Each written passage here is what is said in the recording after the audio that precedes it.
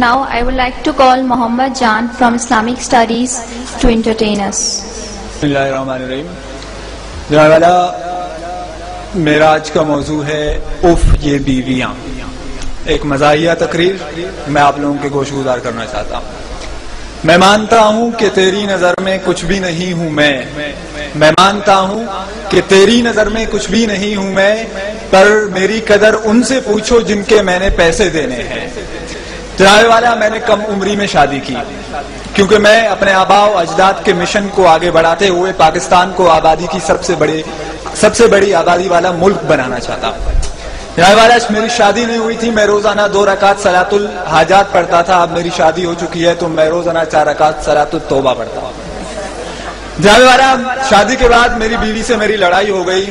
میری بیوی نے دعا کی کہ یا اللہ اگر یہ غلط ہے، یا اللہ اگر یہ غلط ہے تو اسے اٹھا لے، اور اگر میں غلط ہوں تو مجھے بیوہ بنا دے. جناب والا ایک مرتبہ میں اپنی پڑوسن زرینہ کے لیے مارکیٹ سے ایک تحفہ خرید کے لایا. میں نے وہ تحفہ ان کے حوالے کر دیا بڑی پیار محبت کے ساتھ.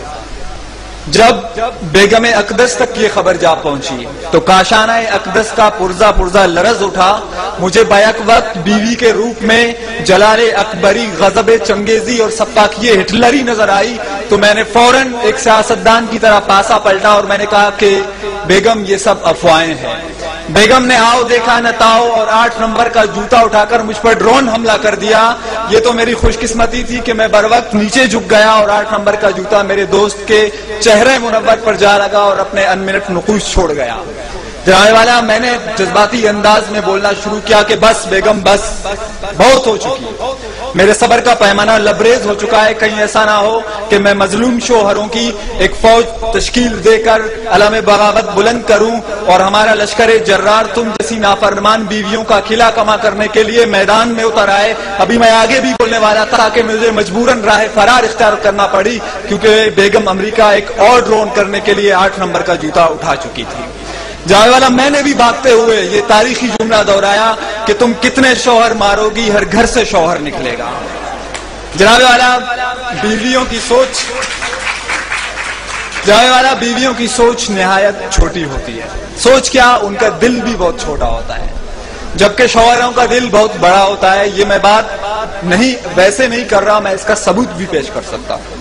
جناب والا بیوی کے دل میں صرف اپنے شوہر کے لیے جگہ ہوتی ہے، جبکہ شوہر کے دل میں محبوبہ کے لیے، دوست کی محبوبہ کے لیے، بیوی کی دوست کے لیے، سامنے والی کے لیے، ساتھ والی کے لیے، اوپر والی کے لیے، نیچے والے کے لیے، کام والی کے لیے، کپڑے والی کے لیے، دودھ والے کے لیے، آفس والے کے لیے اور تھوڑی بہت بیوی کے لیے جگہ ہوتی ہے.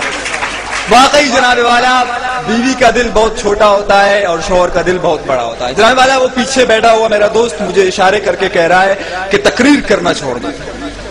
جناب والا جب میں چھوٹا تھا تو ماں جی کہتی تھی کہ بیٹا مسجدیں سے چپلیں چھڑانا چھوڑ دو. بابو جی نے کہا کہ اسکول سے ٹلے مارنا چھوڑ دو.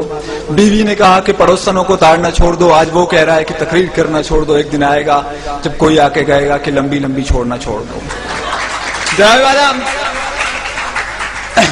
والا ایک مرتبہ میں اپنی بیوی کو شاپنگ کروانے کے لیے گیا. ایک نہایت خوبصورت دوشیزہ کو دیکھ کے بے اختیار میری نگاہیں اس کی طرف اڑ گئی.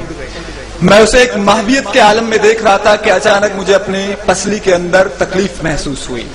جب میں نے غور کیا تو میری بیوی محمد علی کی طرح مجھے ایک پنچ مار چکی تھی اور مجھے اپنے پسلی کے اندر تکلیف کا احساس ہوا.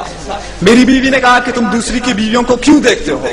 میں نے کہا جناب والا کہ جب یہاں کے سیاستدان یہاں پہ کرپشن کر کے دوسرے ملک بھاگ سکتے ہیں، جناب والا جب دادی عمر کو بلا سکتی ہے، جناب والا جب پشاور میں ایک دن پہلے چاند نظر آ سکتا ہے، جناب والا جب ایک صوبے کے اندر 2 نظام رائج ہو سکتے ہیں، کوئی دیکھے یا نہ دیکھے شبیر تو دیکھ سکتا ہے تو میں کیوں نہیں دیکھ سکتا ہے؟ جناب والا بیوی تو بیوی ہوتی ہے، چاہے اپنی ہو یا دوسرے کی. Thank you.